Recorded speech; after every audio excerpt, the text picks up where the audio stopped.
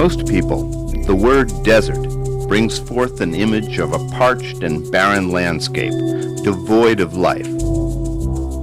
Desert doesn't conjure up visions of great trout fishing or a place which offers the necessity of life, a place which has been inhabited for thousands of years. A visit to Malheur National Wildlife Refuge gives a different perspective. They've got these white tips on their fins, usually a pretty deep red band. Definitely a center of cultural activity for thousands of years. Malheur National Wildlife Refuge lies in the high desert of south central Oregon. Though this area really is a desert, the fishing is great. Oh, something came right up for it.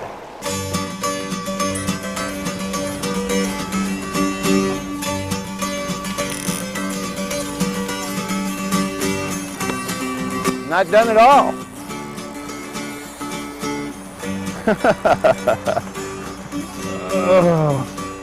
Oh, almost. He's in the net.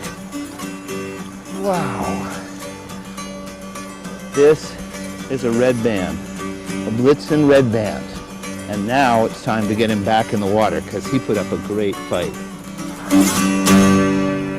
I know there's an 18-incher down there because I had him on the other day. Cal Elhoft, who spends much of his time volunteering at the refuge and the rest of his time fishing, introduced me to the red band. Somehow they can stand these more desert conditions, you know. I don't know what it is. The red band are an ancient inhabitant of Malheur. They're a species of trout which used to run to the sea. When earthquakes raised the land, the trout were trapped, but they continued to migrate from Malheur Lake up into the Blitzen River and the streams which feed it. Well, fortunately for this species, they've evolved in a very harsh desert environment where in some years there's no water in these major lakes, and during drought years in this desert, the lakes dry up and aren't trout habitat, and the fish have evolved to survive in some of the springs and also the headwaters of the creek. So they go from a huge population when the lakes are high, then they grow very fast and do very well, and then during drought periods they shrink back to a small population that survives in the spring heads and the upper reaches of the creeks and drainages, and so they've managed to eke out survival and wait for the good years. Although the trout had survived for thousands of years in the harsh desert environment, their survival became more difficult with the coming of the white man. Back in the 1860s, when the whole Blitzen Valley was being settled, it was being settled as basically a cattle ranch. They brought cattle in from all around the Sacramento area, Central Valley of California, and once they got here, they thought that the Blitzen Valley was a great place for raising cattle year-round.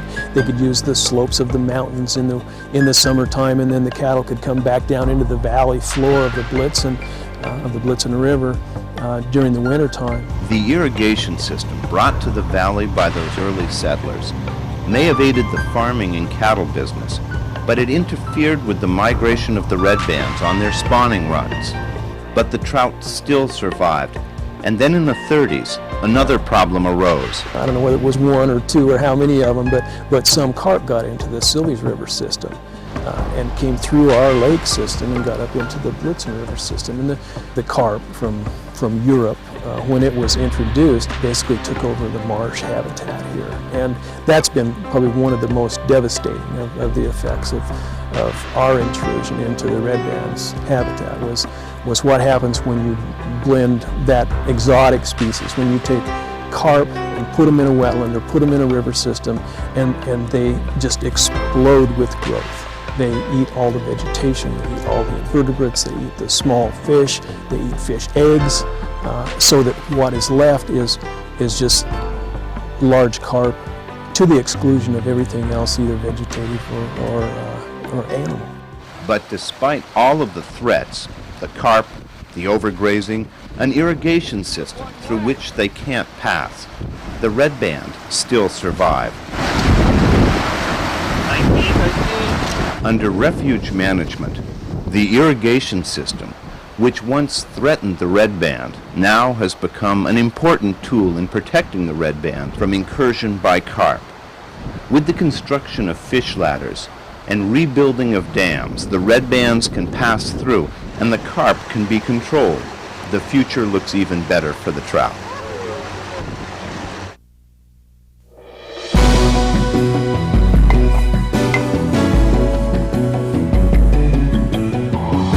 The trout may have survived here since ancient times, but they weren't the only inhabitants of the valley.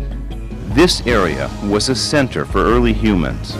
Malheur Lake and the surrounding country provided for all their needs. This landscape indicates the diversity which was available to early man in this valley. Spring rains would flood natural channels and bring life to the plants, and the diversity of plants would in turn bring life to prehistoric man.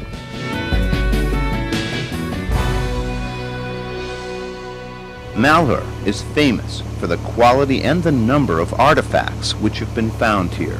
When I came here, it was shortly after a flood in the whole Great Basin region in the mid-1980s, and as the water went down, what was found was that there was a large silt layer in some of the islands of the lake that had been sort of eroded off, and then all the people that had been buried there and the things that had been buried there were laying right on top. There were skeletal remains and tools and rock weights and things that were right on top of the ground. Stone knives, spear and arrowheads, even pendants have been found here.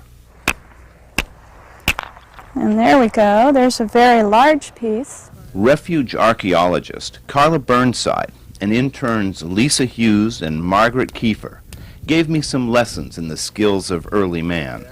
Took off another big chunk. It takes a lot of skill to get to a point where you can take off very, very nice flakes that are the size of a projectile point. Okay, now for a very small projectile point, that would be wonderful. If you see how thin it is in the process, then we would move to a different stage of manufacture, which would be pressure flaking. And with pressure flaking, you take antler and you actually just push on the edge. And I'm going to wrap it just a little bit. And you're doing this process, and you're removing very fine flakes off of it. And you're actually removing them from the back side. Throughout the Malheur region, the materials for making stone tools are common. Many thousands of artifacts have been found. The quality of the artifacts indicates that their makers were great craftsmen. Mastery is one issue, but just simply getting a point that works is another issue. And then I've been working for some time now, and I can say, well, it's starting to take the shape, but would it do the job that I needed to do? That's another matter altogether. I suspect probably a day, 2 days, and you might have something that would be workable. Somehow I don't think that you could survive 10,000 years ago if you could only make one arrowhead every 2 days. But there's more here than just the artifacts. There are literally hundreds of archaeological sites, which range from rock art symbols cut into the walls of cliffs to rock remains of villages. Throughout my introduction to the refuge, Carla, Lisa, and Margaret would demonstrate some of the skills needed by prehistoric inhabitants to survive in this environment. We gathered grain to be ground into flour, a long and tedious process. To cut these reeds, we're using Stone Age technology. This is simply an obsidian chip. And it's remarkable how sharp it actually is. It probably is working better than my pocket knife. Now this is a fairly rough piece, so there's a little sawing required. But goes right through, and it makes a clean cut. These were some of the materials which could have been used for making baskets, but Carla had a special use for them. You take a tule and one that's fairly fat, because we're going to bend this up and it's going to start forming the head of our duck, but first I want to hold it in place. Just as the waterfowl are hunted here today, they were hunted in ancient times, and the hunters of those days used decoys which were made from reeds and covered with feathers and skins of the birds. The setting probably wasn't much different now than it was 2,000 years ago. Maybe with a little luck and careful husbandry, Malheur National Wildlife Refuge will still look the same and offer similar remarkable experience in another 2 millennia.